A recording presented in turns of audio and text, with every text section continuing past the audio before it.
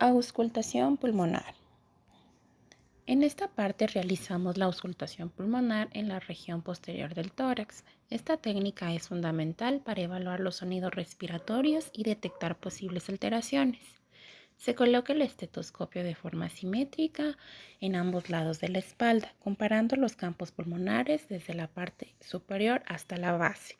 Se le pide al paciente que respire profundamente por la boca para escuchar mejor los sonidos.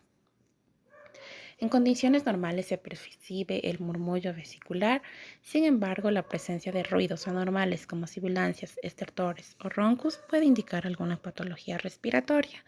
Una correcta técnica permite una valoración clínica más precisa. Gracias.